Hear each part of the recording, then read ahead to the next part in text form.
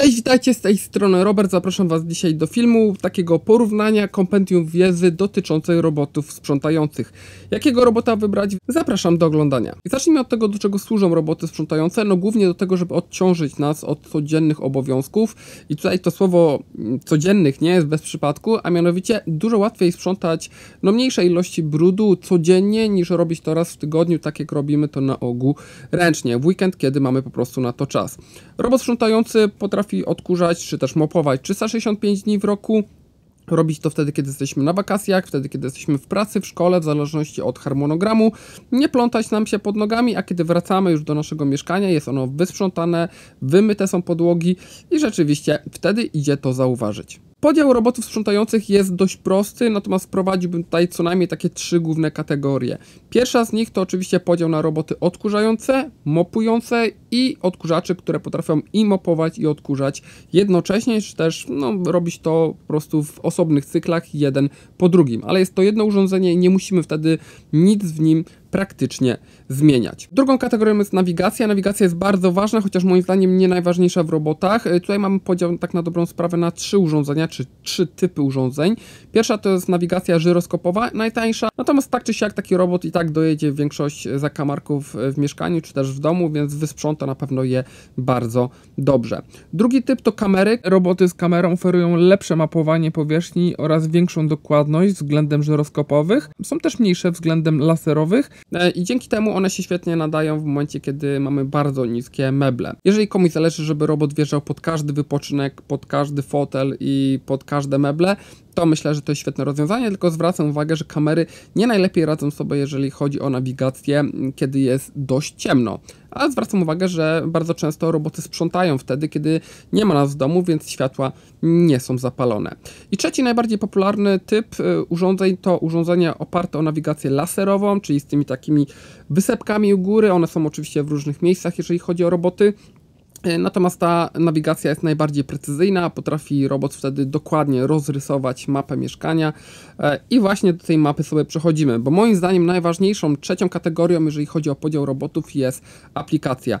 Dużo więcej jest w stanie zrobić dobra aplikacja niż nawet to, czy urządzenie jest właśnie żyroskopowe, laserowe, czy z kamerą, i aplikacja potrafi na zrobienie tak wielu rzeczy i w taki sposób zaplanowania pracy robota, że on może rzeczywiście być prawie niezauważalny i może to być praktycznie nieinwazyjne dla nas. Zwrócę uwagę, że każdy robot ma swoją aplikację i oczywiście w zależności od ilości funkcji w danym robocie tak rozbudowana jest aplikacja. W aplikacji najważniejsze do ustawienia są przede wszystkim pokoje, czy też strefy. Pokoje po to, żeby po prostu je odpowiednio nazwać i zdeterminować też, czy to są strefy, które są jakby bardzo podatne do zabrudzenia, jak na przykład kuchnia czy korytarz, czy raczej może mniej, jak na przykład sypialnia, albo bardzo, bardzo podatne na te okoliczności, jak pokój dziecka. I to właśnie w aplikacji można zrobić i wtedy na przykład robot może zaczynać sprzątać od danego pomieszczenia, żeby najpierw wysprzątać te najbardziej brudne, a później pojechać do tych najmniej zabrudzonych.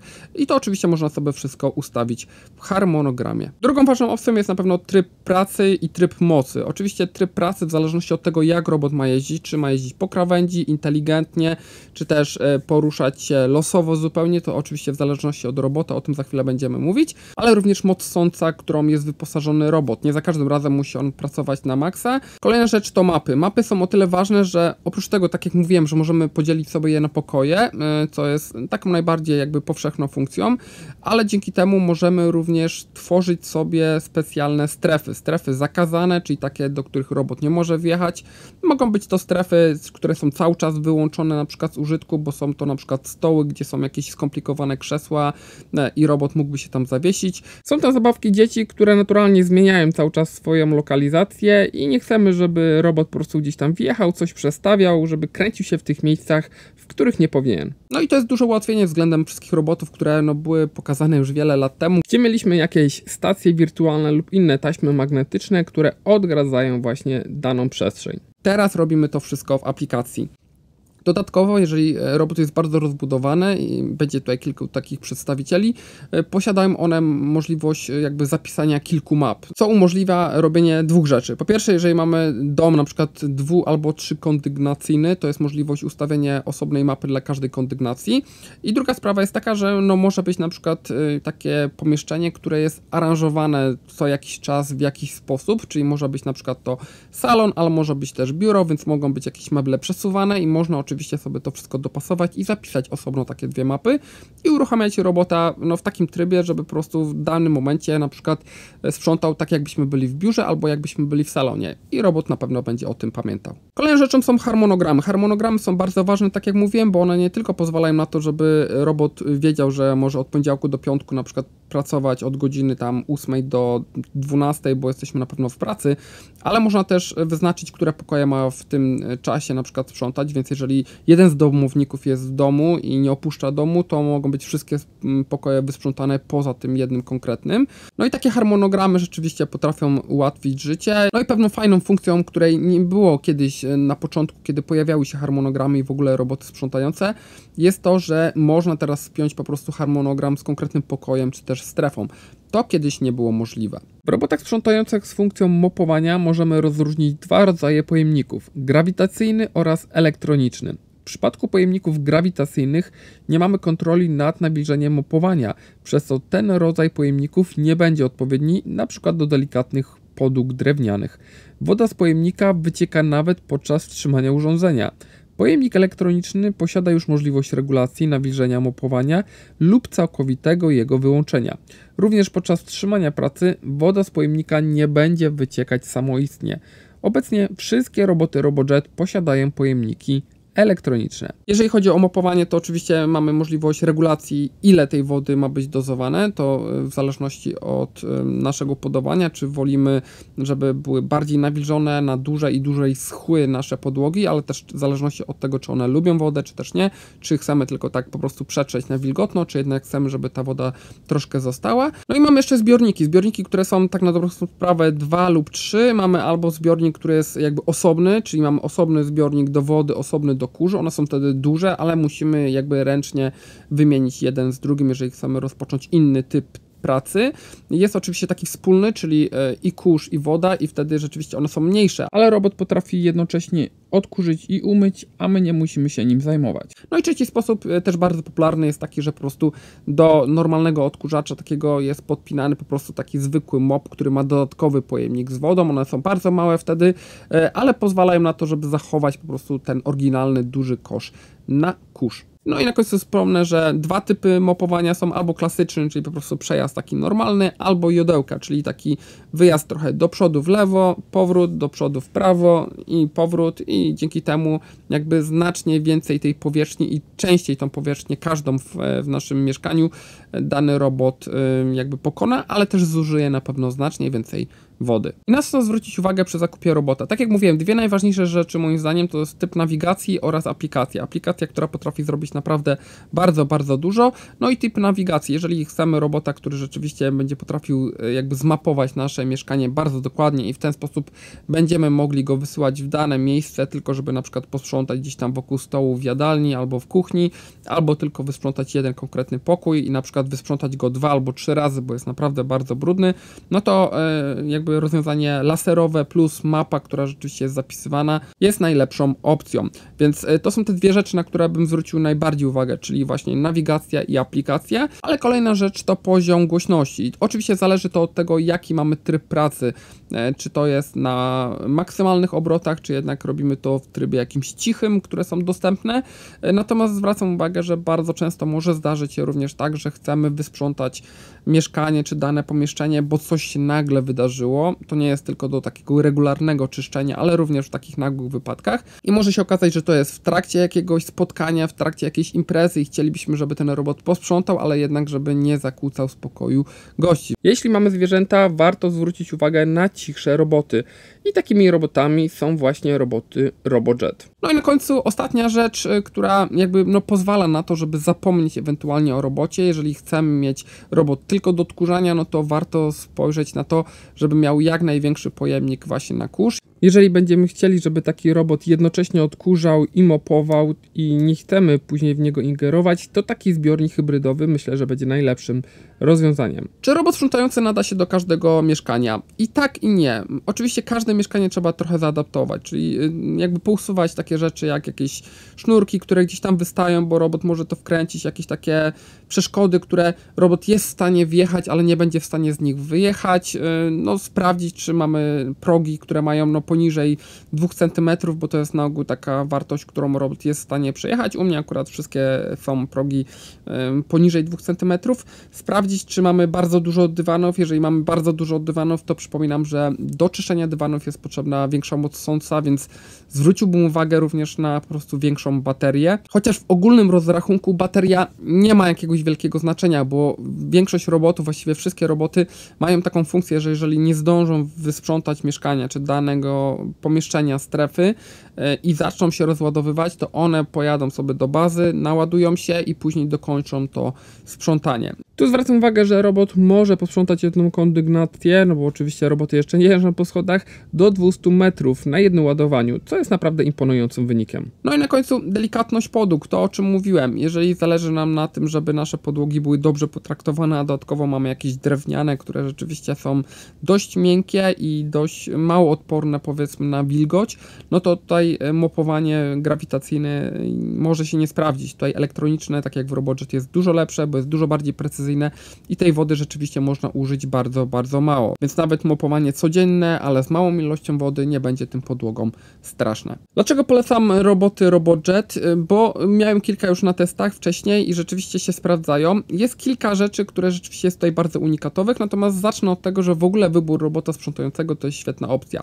Do momentu, kiedy nie będziemy mieli takiego robota, nie zobaczymy, jak dużo zaoszczędzi on nam czasu w takich codziennych czynnościach, czyli w tym sprzątaniu czy w mopowaniu, to nie będziemy zdawać sobie z tego sprawy. Oczywiście roboty jeszcze na przykład nie odkurzają wypoczynków i do niektórych czynności nadal będzie potrzebny taki zwykły ręczny odkurzacz. Natomiast jeżeli będziemy mieli raz już robota sprzątającego, który będzie wykonywał za nas te czynności, to gdybyśmy musieli się go pozbyć, to rzeczywiście byśmy to bardzo mocno odczuli. RobotJet ma kilka rzeczy, które jest rzeczywiście bardzo unikatowych. Pierwszą z nich jest na pewno to, że roboty wszystkie są dwuszczotkowe, w sensie po lewej i po prawej stronie mają szczotki wymiatające.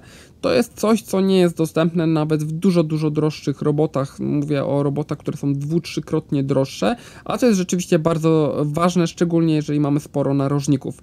Robot dojeżdżając do takiego narożnika nie wymiata tylko z jednej strony i nie za każdym razem musi po prostu jechać przy krawędzi z jednej strony, tylko potrafi po prostu się obracać i no, czyścić po prostu dużo bardziej skutecznie i wymiatać ten brud, no jakby nawet z korytarzy, które są bardzo wąskie, albo spod mebli, gdzie rzeczywiście tego brudu może być znacznie więcej niż nam się wydaje. Drugą rzeczą jest na pewno to, że wszystkie te roboty są hybrydowe, w sensie one są i odkurzające, i mopujące, oczywiście w zależności od tego, czy mamy osobny zbiornik, czy jest to zbiornik hybrydowy.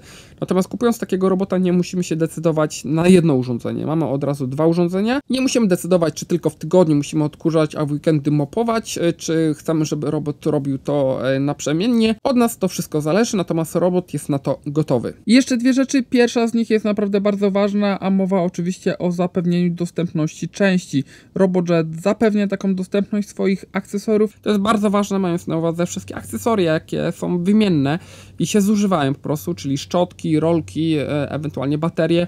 To są rzeczy, które są istotne, no i kupowanie często robota, który po prostu jest jakiejś tam nieznanej firmy i po prostu kupujemy i on może zaraz zniknąć, czy ta firma może zniknąć, jest trochę bez sensu, no bo rzeczywiście są to elementy, które się zużywają i warto je raz na jakiś czas wymienić. I na końcu jest aplikacja, która się różni w zależności od tego, o jakim robocie mówimy, natomiast na ogół mamy dostęp do właśnie głośności samego robota, czyli tego, jak duża jest moc sąca, do tego, jak ma jeździć robot, w zależności oczywiście od tego, jaką nawigację oferuje, ale te najbardziej rozbudowane roboty mają właściwie wszystkie najważniejsze funkcje, łącznie z dostępem do kilku map, budowaniem oczywiście pomieszczeń, czy też stref zakazanych, jeżeli nie chcemy, żeby robot gdzieś wjeżdżał. Więc aplikacje są mocno rozbudowane, no i zwracam uwagę, że roboty wszystkie komunikują się z nami w języku polskim. W przypadku RobotJet zwracam jeszcze na jedną rzecz uwagę, a mianowicie roboty są wystarczająco mocne do odkurzania naprawdę takiego bardzo solidnego, a dodatkowo również bardzo ciche, więc w zależności od tego, czego oczekujemy i jaki mamy scenariusz w domu, czy oczekujemy właśnie, żeby w danym momencie robot był praktycznie niezauważalny, to możemy odkurzać z głośnością na poziomie tylko 55 dB. I za chwilę przejdziemy do omawiania robotów, natomiast jeżeli któryś już Wam od razu wpadnie w oko i będziecie myśleli o jego zakupie, no to kod NW111 da Wam 111 zł zniżki w koszyku, niezależnie jakiego robota wybierzecie. Więc zapraszam bardzo serdecznie. Zaczynamy od najprostszego modelu, czyli od modelu Duel, który jest bardzo płaski, więc rzeczywiście zmieści się wszędzie. Tak na dobrą sprawę wjedzie pod każde meble, które są delikatnie wyższe, ale również pod łóżko czy wypoczynek. Tutaj zwracam uwagę, że bardzo fajnym rozwiązaniem jest również to, że takiego robota, który jest bardzo niski, można schować w ogóle pod łóżkiem, czy pod taką przestrzenią, która jest trochę wyższa. Dzięki temu w ogóle nie widzimy tego robota i on po prostu wjedzie z powrotem na swoje miejsce, żeby się podładować i w takim codziennym użytkowaniu domu, mieszkania nie będzie w ogóle widoczny. Tak jak mówiłem, jest to najprostszy robot, więc jest on sterowany żyroskopowo. Oczywiście działa to na takiej zasadzie, że robot po prostu zapamiętuje miejsce startowe, później rusza i liczy sobie, ile razy od jakiej przeszkody, pod jakim kątem się odbił i oczywiście w ten sposób jest w stanie ich wysprzątać całe mieszkanie. Zajmie mu to trochę więcej czasu, ale na pewno wróci również do swojej bazy. Jeżeli jesteście bardziej zainteresowani tym, jak działa dokładnie ta technologia i dlaczego akurat mierzenie tych wszystkich kątów odległości działa i jak robot wraca, to zapraszam Was do przeczytania specjalnego artykułu na blogu. Link w opisie. Zwrócę uwagę, że moc sąca nie jest tak duża jak w tych bardziej rozbudowanych robotach, więc jest Duel przeznaczony właśnie do takich podłóg utwardzonych. Wtedy spisuje się najlepiej. No i niestety w aplikacji nie ma możliwości tutaj tworzenia wirtualnych ścian, tak dalej. Jest to taka najprostsza opcja, więc tutaj rozwiązanie w postaci ustawienia raz harmonogramu, czy ewentualnie sterowanie pilotem, który jak zawsze jest dostępny, jest myślę najbardziej sensownym wyborem. Więc robot jest skierowany głównie dla osób, które nie są specjalnie zaawansowane w przypadku technologii właśnie robotów, czy w ogóle takich nowoczesnych technologii, dla osób starszych, dla osób, które nie chcą się tym zajmować, w ogóle ich to nie interesuje, ale chcą mieć robota, który będzie sprzątał, dla właścicieli, którzy mają mieszkanie tam gdzieś do 80 m2 bez wykładzin i tam do 1,5 cm, jeżeli chodzi o wysokość skoku, ewentualnych przeszkód. No i zdecydowanie jest dla osób, które chcą po prostu wydać jak najmniej. Tutaj nie ma jakichś zaawansowanych technologicznych funkcji, więc urządzenie jest stosunkowo tanie. I tak jak mówiłem wcześniej, jest to oczywiście robot, który również mopuje, więc nada się on oczywiście do mycia podłóg. Duel ma również największy zbiornik na wodę, jego pojemność wynosi aż 400 ml. Kolejnym modelem jest Focus, który ma 2500 paskali, jeżeli chodzi o moc sącą. To jest wystarczająca moc do odkurzania i naprawdę bardzo grubych dywanów. Robot działa w oparciu o kamerę, więc jest również bardzo niski i świetnie sprawdzi się w momencie, kiedy chcemy go gdzieś sobie ukryć, albo jeżeli chcemy, żeby wjeżdżał pod właśnie jakieś wyższe wypoczynki, fotele czy meble.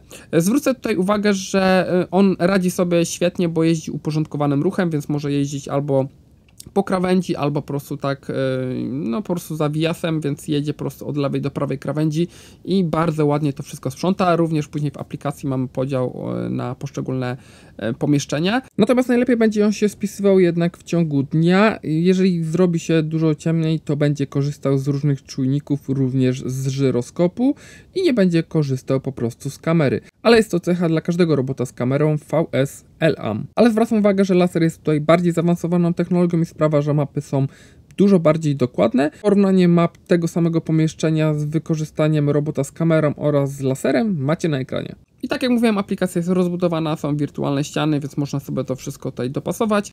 Tutaj pewną różnicą jest to, że pojemnika na kurz nie można myć, bo turbina jest w środku, więc jest to niestety wykluczone. No i ten robot jest głównie dla osób, które rzeczywiście również chcą mieć coś niskiego, że będzie wjeżdżał albo będzie w ogóle schowany na co dzień gdzieś tam pod kanapą czy pod łóżkiem.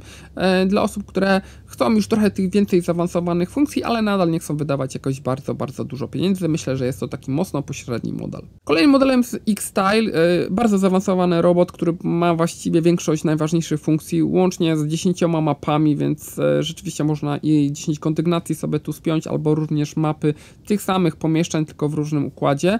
Duża moc sąca, czas pracy do 2 godzin, więc rzeczywiście jest on w stanie posprzątać bardzo duże powierzchnie, a tak jak mówiłem, jeżeli zabraknie tej energii, i tak się doładuje i wróci do sprzątania później. Tak jak inne roboty oczywiście ma podwójne szczotki, ale najbardziej fantastycznym rozwiązaniem jest mimo wszystko tutaj to, że mamy hybrydowy pojemnik na kurz i wodę, czyli nie musimy go wymieniać podczas pracy, wystarczy nalać wodę i zostawić pojemnik na kurz jakby czysty i robot będzie jednocześnie odkurzał i mopował. Nie musimy do niego zaglądać, wszystko będzie robił sam. Tu zwrócę uwagę, że każdy RobotJet ma zbiornik hybrydowy, czyli jest możliwość i odkurzania i mopowania jednocześnie. Natomiast w przypadku X-Style'a jest to jedyny zbiornik, który dostajemy w zestawie, więc osobnego na wodę i osobnego na kurz niestety nie ma. Zwrócę tylko uwagę, że pojemniki są oczywiście proporcjonalnie mniejsze, więc one nie będą aż tak dużo pomieściły i wody, i tego kurzu. Natomiast tutaj pewnym dodatkowym rozwiązaniem, jeżeli chodzi o X-Style'a, jest to, że jest on w matowym wykończeniu, więc wygląda dużo bardziej estetycznie i też na pewno nie będzie łapał aż tak dużo kurzu, gdzie wiadomo, że na takich błyszczących powierzchniach jednak jest to dużo bardziej widoczne w przypadku tego typu robotach. Więc jest to robot dla osób, które rzeczywiście mają spore mieszkania albo wielopoziomowe, żeby zapisać wiele tych map. Zwrócę tutaj również uwagę, że osobną mapę sobie zapisujemy do odkurzania, osobną do mopowania, więc jeżeli część jakby pomieszczeń ma być tylko odkurzana, a część tylko mopowana, to można również to sobie tak zrobić. No i przypominam, że tutaj wybranie przy tej dużej baterii i po prostu tym pojemniku na wodę jakby tego mopowania na jodełkę rzeczywiście też będzie najbardziej skuteczne, bo te podłogi będą bardzo mocno umyte. Kolejnym modelem jest X1, który jest bliźniaczy do X-Style'a. Tutaj dodatkiem, oprócz tego, że jak zawsze są lewa i prawa szczotka ta wymiatająca, jest technologia przy tych szczotkach, żeby się nie wkręcały po prostu tam włosy. Dużo łatwiej później po prostu się czyści takie szczotki, bo przypominam, że są to jakby elementy eksploatacyjne, które też trzeba co jakiś czas przeczyścić. Tu zwrócę uwagę, że oczywiście też bardzo duża bateria, bardzo dużo mocąca, do 10 map, które możemy sobie zapisać. No jeden z najbardziej rozbudowanych robotów. Oczywiście jest tutaj ogromna bateria, trochę zmieniana konstrukcja, jeżeli chodzi o szczotkę główną względem X-Style'a, ale oprócz tego również jest tutaj mopowanie, które jest w jodełkę, również w tym trybie, więc jest bardzo dokładne i przy tym większym pojemniku na wodę rzeczywiście będzie starczało na większe powierzchnie. No i X1 oczywiście oprócz tego pojemnika hybrydowego, który jest dostępny we wszystkich robotach RobotJet, ma również dedykowany pojemnik na kurz. I ten robot jest również bardzo cichy i dodatkowo bardzo wydajny i przeznaczony właśnie dla osób, które posiadają zwierzęta. Dużo mocąca, poradzi sobie z każdą sierścią. No i na końcu robot do zadań specjalnych, czyli X-Level, najbardziej wypasiona wersja. No i tutaj zwracam uwagę, że jest 2 razy większa bateria niż w poprzednich modelach, czyli rzeczywiście robot, który wystarcza na znacznie dłużej i oprócz tego, że jest przeznaczony do bardzo dużych powierzchni, jest również przeznaczony do najbardziej wymagających powierzchni. Przede wszystkim, tak jak mówiłem, bardzo duża moc sąca, ale tutaj dodatkowym rozwiązaniem jest lampa UV, która też jest bakterio- i wirusobójcza, więc widać bardzo ładnie, jak to się świeci, szczególnie w nocy jest fajny efekt i ta lampa jest oczywiście włączona automatycznie, ale można sobie ją wyłączyć, jeżeli nie chcemy, żeby robot w danym momencie z tego korzystał, więc jest to naprawdę bardzo duży dodatek. No i tutaj jest możliwość również wymienienia jakby tej głównej rolki na taką specjalną, która jest też do innego rodzaju podłóg, jeżeli ktoś po prostu ma różnego rodzaju podłogi w swoim domu, to myślę, że to będzie świetne rozwiązanie. Naturalnie, jak zawsze, to jest też aplikacja bardzo rozbudowana z pomieszczeniami, strefami zakazanymi. Jest możliwość oczywiście harmonogramów dla konkretnego pomieszczenia w inne dni tygodnia, jeżeli chcemy. No i na dokładkę mopowanie również w jodełkę, czyli ten najlepszy sposób, żeby po prostu jak najbardziej dokładnie umyć nasze podłogi. Ten model jest głównie dla osób, które rzeczywiście chcą najlepszych efektów, które mają największe powierzchnie i chcą, żeby robot to robił wszystko na jednym ładowaniu i dodatkowo myślę, że jest to również robot dla dzieci. Mając na myśli dzieci, mówię oczywiście o tym, że bardzo dużo czasu spędzają one na ziemi, a lampa UV dodatkowo sterylizuje nasze podłogi. Podsumowując, robotów sprzątających na rynku jest rzeczywiście bardzo dużo. Są lepsze, gorsze, droższe, tańsze, oferują więcej, mniej, natomiast bardzo fajnie, że w przypadku oferty RobotJeta są roboty, które są rzeczywiście bardzo tanie, ale również spisują się bardzo dobrze i oferują jakby satysfakcjonujący poziom pracy i czyszczenia, ale w bardzo rozsądnych pieniądzach. Tu przypominam o kodzie rabatowym, jeszcze raz, NW111 na 111 zł na każdy robot, jeżeli macie ochotę, ale są również roboty, które są rzeczywiście dużo bardziej zaawansowane, no i swoją ceną nie odbiegają powiedzmy od średniej półki, oferują rzeczywiście dużo bardziej zaawansowane rozwiązanie, jak w tych najdroższych modelach za kilka tysięcy. Mówię tutaj o 2 szczotkach bocznych, co jest standardem, o tym, że mamy dodatkowo mopowanie, jest to oczywiście mopowanie elektroniczne, a nie grawitacyjne, no i dodatkowo jest tutaj technologia chociażby tych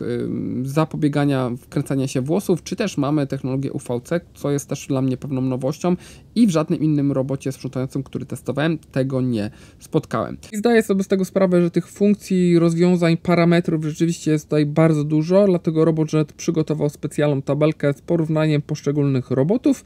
Zdecydujcie, którego wybieracie dla siebie.